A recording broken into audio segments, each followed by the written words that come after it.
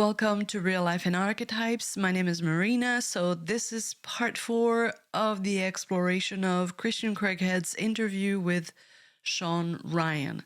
Let's just continue with this very interesting interview. Do you think you're going to find what your purpose is by trying to cater to the crowd and fit in? I mean, and that's what I realised is that's what I was getting at. Is sometimes I'll open it and do it, and then go, no, what am I doing? And then withdraw back in, withdrawing. Withdrawing back in, that's language of the family, the personal self. That he's going to, he doesn't feel secure in what he's going to do, so he goes back into his shell. That's language of that archetype. Interesting. But this thing about Shawn Ryan is always pushing him. Do you think that you're going to find your purpose by catering to what other people think? So I've explained in part 3, the concept that we all need to fit in. We all are looking to belong, to integrate. So there is something completely natural and normal about that. It depends on how much space this need is taking. If it takes a whole space in your life, of course, you're going to be more stuck. It's going to be more of a problem. But there is a level of, it's normal to want this.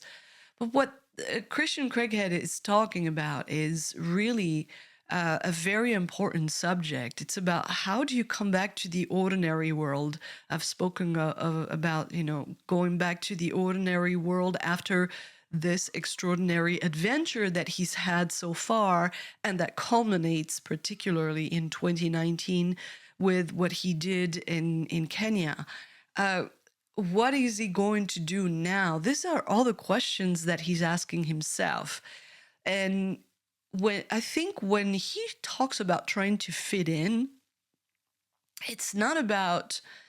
I know that Shawn Ryan keeps pushing him. What do you think you're gonna fit in by catering to everybody's needs or something? I don't think that's what the guest here is talking about.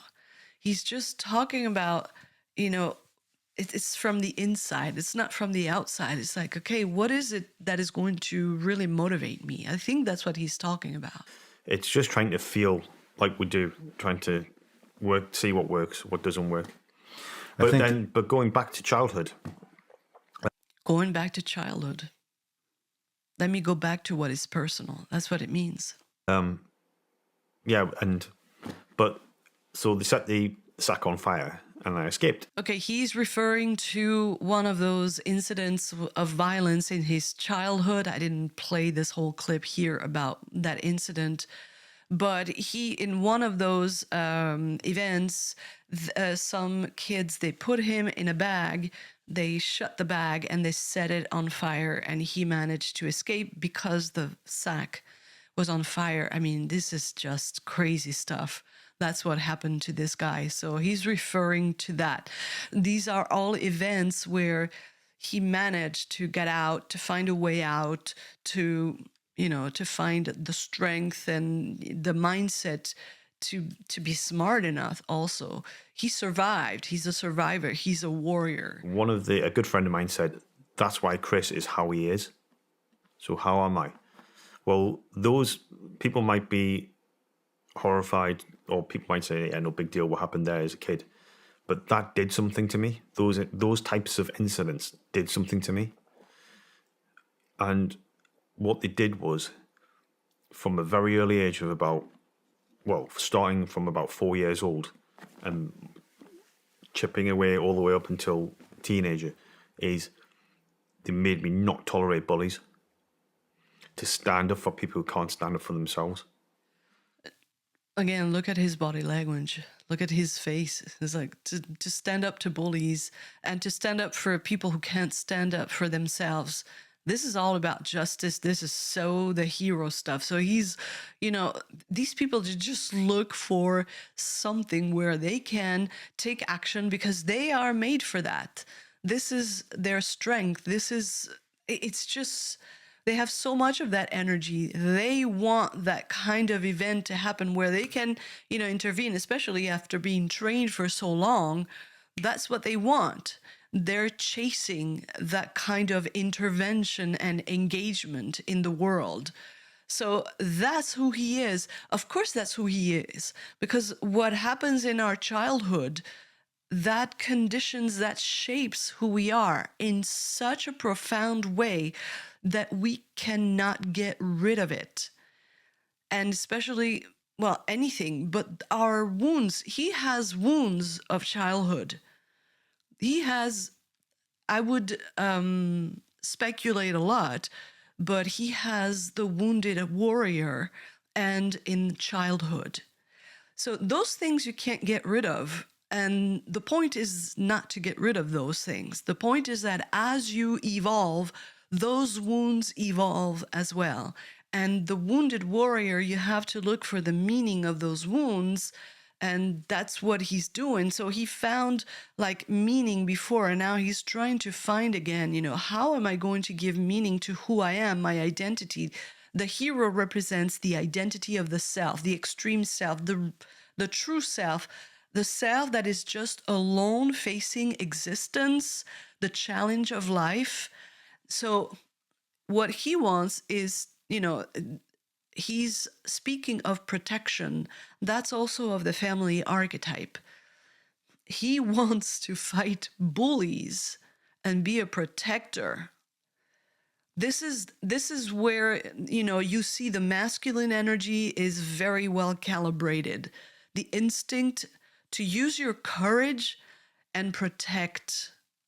I'm going to have to do a video about that, because to me, being a coward is not about being afraid. It's about not having that instinct to protect, because that's what you should have as a human being. That's the best expression, to be who you are and to give all that you have, so that it fosters life in others, and to protect others, to defend others, especially from bullies. Remember what he said in part 1, we talked about that he was suffering and enduring all of that violence, and thinking as a kid, he had the thought, I'm glad it's me and it's not somebody else, because I can take it. And then he went after his perpetrator. Who knows what happened there, but we're all happy that he did. Anyway, on another matter, let's just continue. And do the right thing when you can. And that's why I think it's part of the training. Although it's horrific, and I'd hate to happen to, if that happened to someone I love, and I'd go and hunt them people down. Hunting. He would hunt a bully, but that's what he was made for. So this is the paradox of things, the paradox of identity. He's found meaning in everything that happened to him. He's a warrior. He's a natural warrior. That's what he was made for. And of course, he finds that the explanation of everything that he went through, and now he's saying, although, it's horrific, and if that happened to somebody I loved, that's really horrific. Well, another person would not be able to relate to that as their natural element. And, you understand that these things happen to you because they have trained you. That's not the same for everybody. Not everybody's episodes with violence is training to be in what you are, a warrior who wants to rescue other people from bullies. So you've experienced bullies, and one of the interesting things, this is where I relate so much, because this is why I explore these guys so much, because I've experienced, the dark side of that kind of archetype. But in real life, we all have to deal and make a decision about what kind of person we want to be, whether we're going to be on the dark side or on the bright side, on the good side. And it can happen during the day at any given moment. We're not always one thing and the same thing. So we can be a force for good, and then the day after, we can be a force for bad. And you can see, especially people who are very strong, who have a lot of the warrior archetype, they can save a life one day and the next day beat their spouse. So we need to become aware of the energies that we have, because that's That's the question that we all need to answer.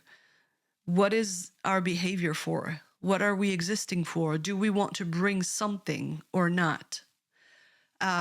So he says that when he was talking to someone close to him, again, language of the personal self. So he's comfortable with a friend, and that friend said, "This is who you are." The person who was, abused, who experienced this violence as a child, and you escaped. You were a warrior already back then. You had the wits, because this is smart also. This is intelligence that, he escaped. He managed to escape this episode of violence with the fire. Fire, another symbol of the warrior. He came out of that. And he says that's who he is, the one who is going to chase bullies. And again, he repeats here, if this happened to someone I love, I would hunt them. Language of the warrior. And look at his face. I'm just going to just look at his face here. You see, this is something that he feels so personally. It's personal. So this is how life works. Things happen to you. And if they happen to you when you were younger, when you were a child, that's personal. And every time you see it happen, it's emotional. It's highly emotional. It's just very impressive. Look at this face. But it was required, I think. And that put me into this childhood flex of like acting. Like for me, I was quite thin, small. So if I saw anyone as a threat, or if I saw, I'd resort to violence straight away. Okay, now we're going to have to pay attention to what he's talking about here. This is another aspect of the hero archetype, which is your presence, okay? So your presence, your actions, what you do, that's what matters in this archetype. And here he's talking about how he was, a very skinny or thin or what. So his physical appearance was not impressive enough for him to avoid being bullied in his environment. And look what he's going to talk about now, because that is very interesting. I'd be like, yeah, someone like did something. I knew it was potential because I was small. So I'd just punch him in the face. Was it a temper or was it calculated? It was combination. I think more calculated than it was temper. And this is the thing, because I know that if bullies will be bullies. So if I would read the room, and if I knew that they'd like, look at me, he's the smallest, I'm going to do something to him. So I'd just be like, yeah, no, you're not.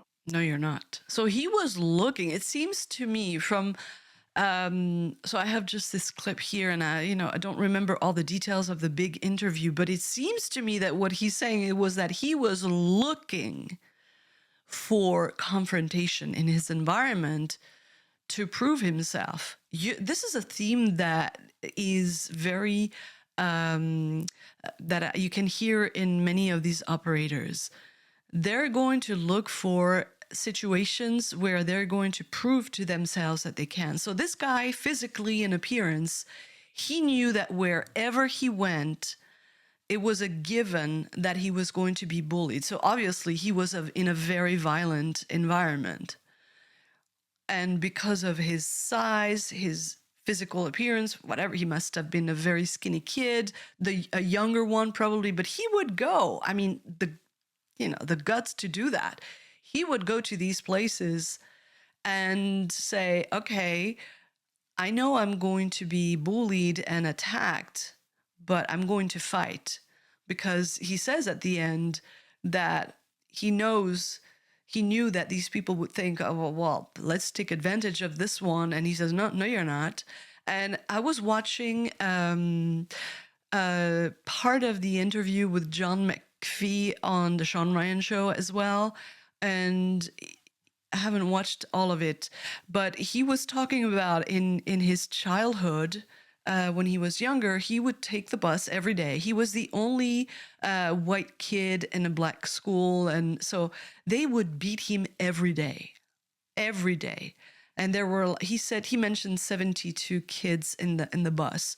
But then at some point he decided, well, I'm going to fight back. And, I can't fight all of them, but at least one of them that day would be in the hospital. And then the next day, two would be out. That's the mindset. So he said, I'm going to be beaten, but at least somebody else is going to be beaten too. That reminded me, by the way, about something that, this is why I'm so interested in these guys. That was many years ago. And I was talking about a situation. I can't give details because otherwise it would be like, it's not right to give details.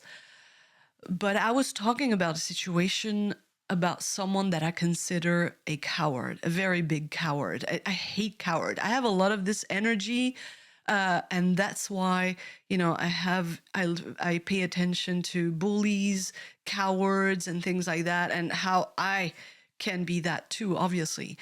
And so I was talking to two men about the situation, and I was thinking, and I was telling them, well, he was threatened, and so he had to leave and escape because he was scared, and it's scary. And one of the guys, he said, I don't care, I would fight him.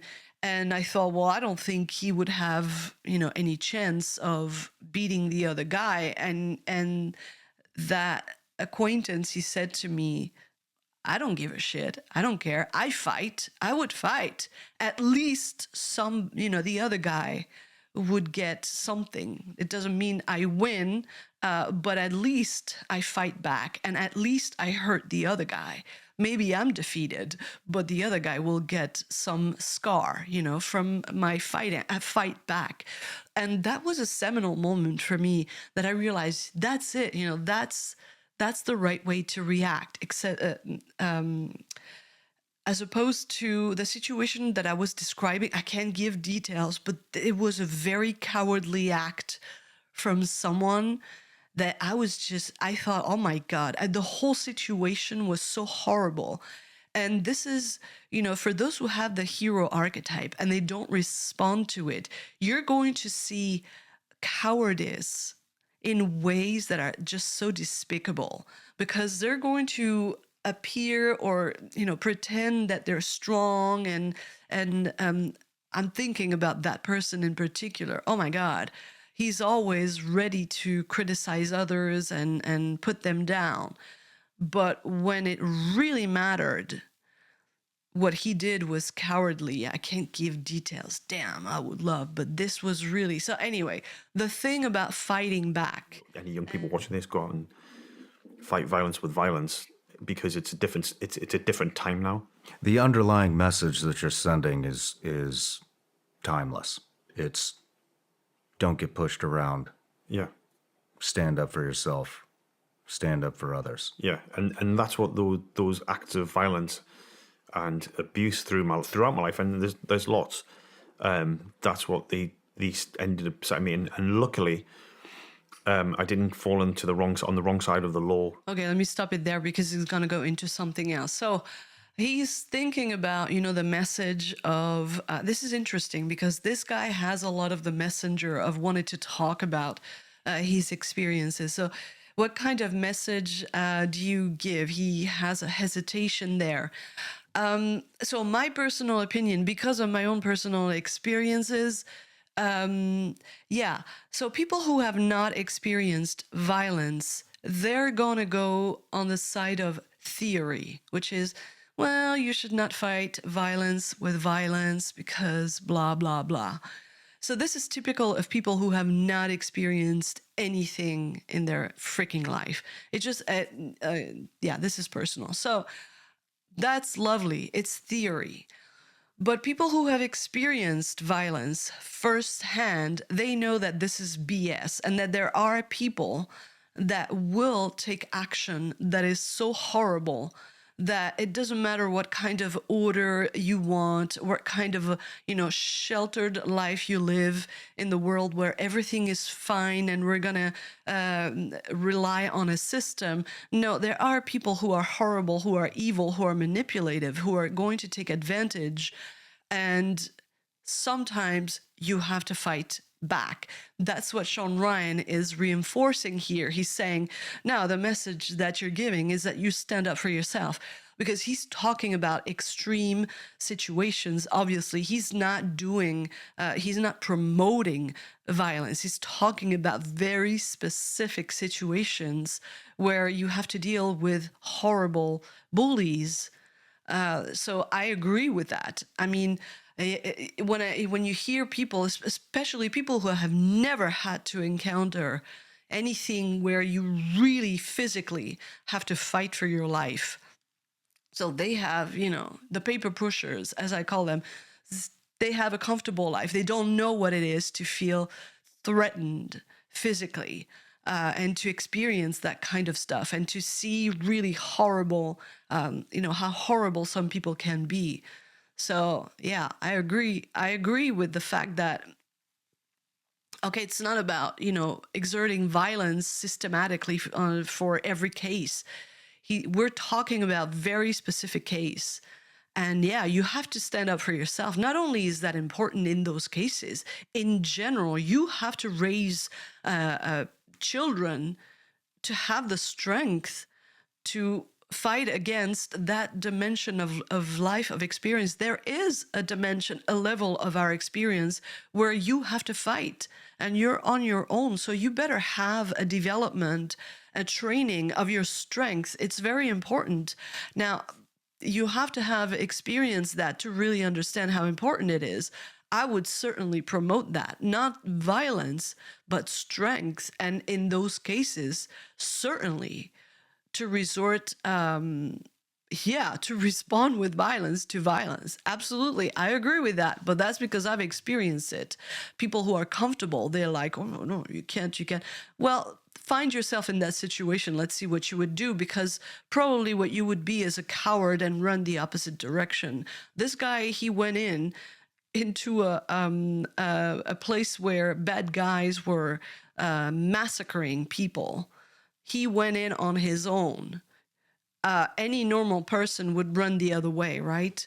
So he's not promoting violence. He knows that there's something in the world that you have to fight. I mean, and luckily, I didn't fall on the wrong side of the law with that violence, and I started calming down. And one of the things I always say saved my life, if you like, was the Army Cadets.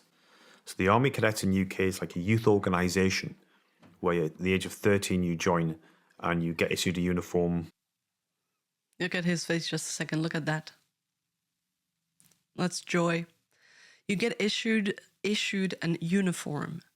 So he's talking about when he was young, what saved him from one side or the other. This is the hero archetype. And again, this is not just about big decisions we make in life. This is at any given moment, our behavior, the way that we behave with others, it can be negative or positive. And I'm telling you, it can change. It can vary minute by minute. You can be a complete jerk to someone, and then somebody better to another person at another moment.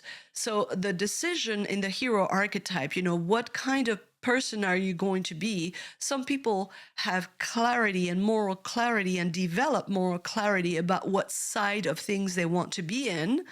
And life has put them in situations where they're going to clarify that. So that would be an example of this guy, Christian Craighead. He's experienced violence. And now he's telling you, thank God, when I was young, I had the youth organization. And twice a week, I would go there. They would put a uniform. And when he talks about uniform, he has this face because a uniform means identity. He knew he wanted to be in the army. He's going to talk about that in a second. And you do 2 parade nights a week, and you do get inspected, and you do lessons on fieldcraft, marksmanship, that kind of thing. So youth organisation. And all I wanted to do was join the army, or be a warrior from as long as I can remember. I wanted to be a soldier. For as long as I can remember, I wanted to be a warrior, a soldier, join the army. That's a clarity of purpose that, of course, now he's he's confused about in his moment of transition, what is going to happen now? Am I going to have that kind of sense of purpose? It's difficult to replicate that, but he wanted that. So he realizes how in his experiences, because of the army that gave him discipline, that gave him integration into a system. So that's the older self archetype, a uniform, an identity that is important. It's about growing up and getting this identity, getting your discipline and becoming older, having a career, which he had 28 years in the army, which is very, very impressive. So this is what he's talking about. So anyway, I'm going to leave it here. I don't have anything else to say about this video, and I will continue at another time. I just love this interview so much. So thank you so much for watching. I'll see you next time.